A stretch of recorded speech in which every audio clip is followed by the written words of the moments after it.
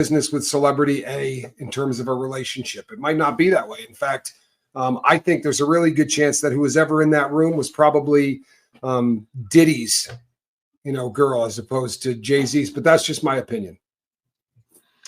Welsh Gold is asking, as professionals, we could be liable and punished for not reporting and not intervening in safeguarding events. How can we bring lay enablers and accomplices to account? I have always been of the firm belief that if you watch a crime take place, like you see people in shorts where a woman is being robbed of her purse and there's 4 people standing there watching it. I'm of the belief they should charge those people, but each state kind of has a different. In the U.S., each state has a different threshold for these kind of things. But I don't know what the in New York, I don't know what the threshold for that is. But again, this wasn't somebody standing on a lawn watching a fight take place across the street. Allegedly, if you were celebrity B, you were in the room and watched 2 people assault somebody. I think that person would have to be, to be charged. But that's just an opinion. Thank you for the lovely comment, Kate. And Welch is back with, is Ellen running scared? She's here in the UK. Yeah, a couple of hours north of me. Ellen posting videos of flooding in her area. What are they? The Coxwold or something? Yeah. It's you hate to see a nice person like Ellen get a property and then immediately have it flood. Well, that karma's starting to catch up with all these people, isn't it? For all of you praying, keep it up. It seems to be working. I think that she didn't. I get a lot of emails from people that say these people aren't running, right? Great Britain doesn't. They're going to extradite somebody. They wouldn't. I don't think that's the kind of running they're doing. Right now in the United States, you really kind of have to see it to believe it. But normally, people like TMZ, right, and stringers and paparazzi, normally they park themselves out in front of, big clubs or big restaurants. They're out in front of Naboo waiting for, stars to come out and say, hey, give us a wave. Now, the only question is, hey, you were never at a Diddy party, were you? Every question has something to do with Diddy, and these people don't want to answer the questions. They're all part of this fraternity, right, that has hit an iceberg. The fraternity that is Hollywood and the entertainment industry in general is taking on water really quickly. People are asking whether celebrity B could be a survivor, could be someone who's been threatened, could be someone who's been terrified.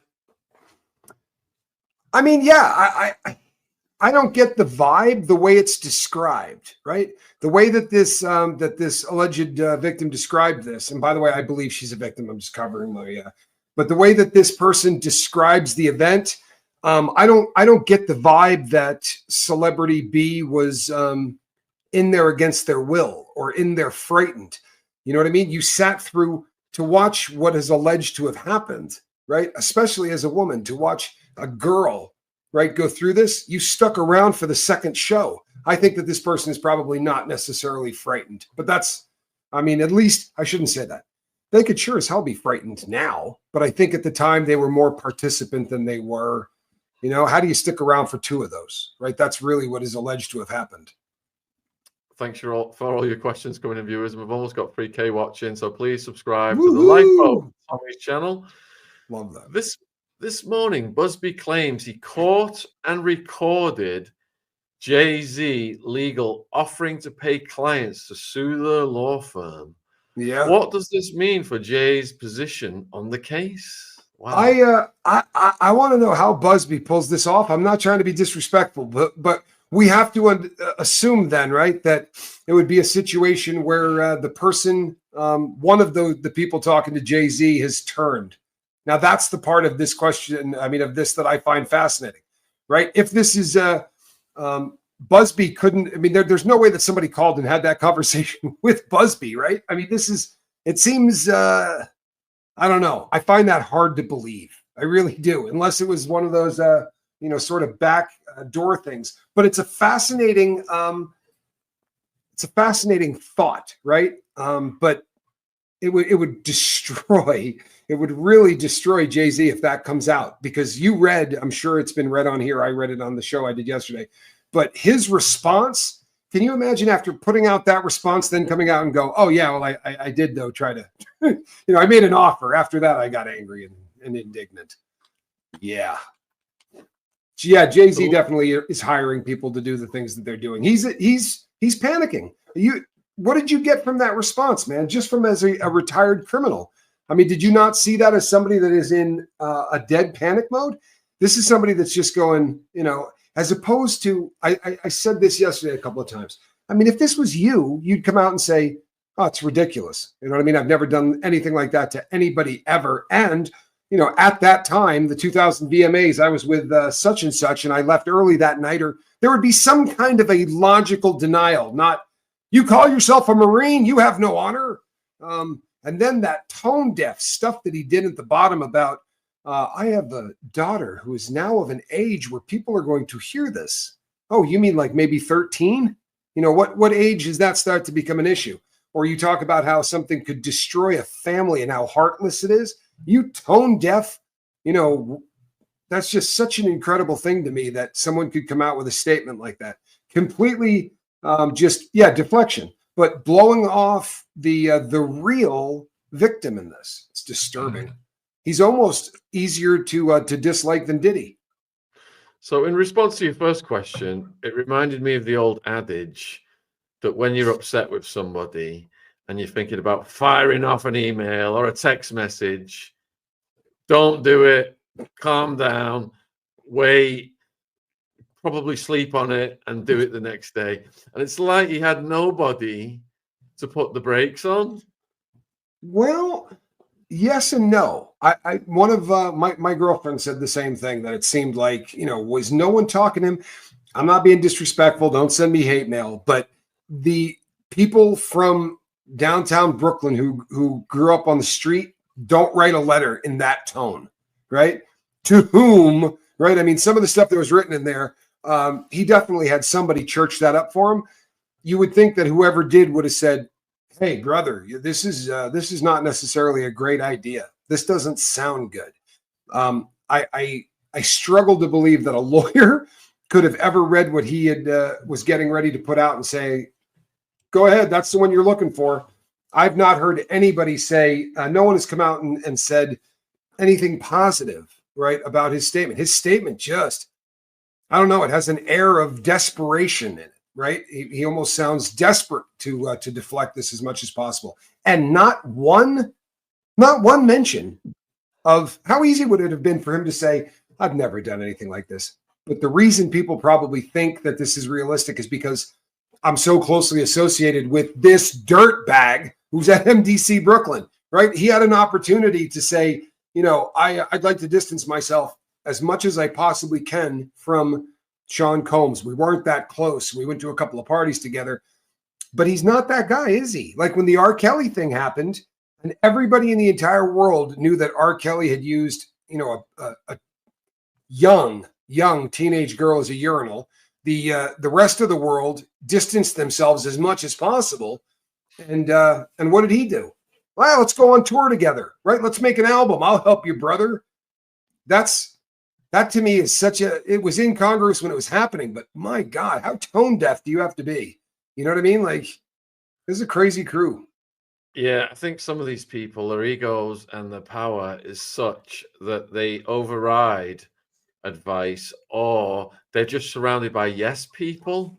So he might have been, constructing that with help, but all the yes people were just, yeah, this is going to be great. It's like Prince Andrew, this is going to be great. Go and do the BBC. Oh, God, percent. And sometimes do you think it's a case of these people are afraid of them? You know what I mean? Like, I don't think you'd want to be the lawyer that goes into Diddy and says, hey, idiot, I told you not to use the phones and then you went and did it again. Now when I go back into court and I say, oh, he's not using anyone else's account, you did it yesterday, right? If it was a normal client, like I've been that guy. I literally have had, granted I married her, but if it's a normal relationship that you got with your lawyer, my lawyer would come in and go, hey, idiot, this is what you got caught saying on the phone. Don't use the phone again. I don't think they have any control over their client. The way that the hubbub about whether or not they had written legal on the notepads. Okay, in legal speak in the US, judges don't say stuff like, hey, loser, right? They don't talk the way we do. But that Subramanian wrote, in the future, if you're going to represent something to this court, you might want to make sure that it's correct. That's a stone cold bitch slap. I mean, it may not sound like one, but that is about as ugly as you're going to get a lawyer get. What he was saying is, hey, man, you know what? Don't lie to the court. If you come in here and say something, it better be true. And that's this attorney, and I think all of that legal team is going to have a real hard time dealing with Sean Combs because of his ego. And I think Sean Carter might be worse. Indeed. And it didn't even get spell checked. They said physics instead of psychics. And I wonder which psychics are they referring to? I saw that. Oh, man, how embarrassing. It might be Beverly because the Shaun Atwood channel has been cited in the lawsuit. I don't know How about that? I don't know if you've seen this, but this is the lawsuit that was the counter from Jay-Z to Busby, and it reads that they're basically quoting what Busby said. The same day Busby told Shaun Atwood in an interview, and then they go on to quote what Busby said to me about the oil. And then they said, Exhibit 1, Atwood interview. Busby also disclosed the success of his strategy. I will write a letter, and usually when I write people a letter, I've been doing this for almost 30 years. Usually I get people's attention and I write them a letter. So they're definitely, someone's paying attention to this channel. Oh, no, there's a lot of people paying attention to your channel.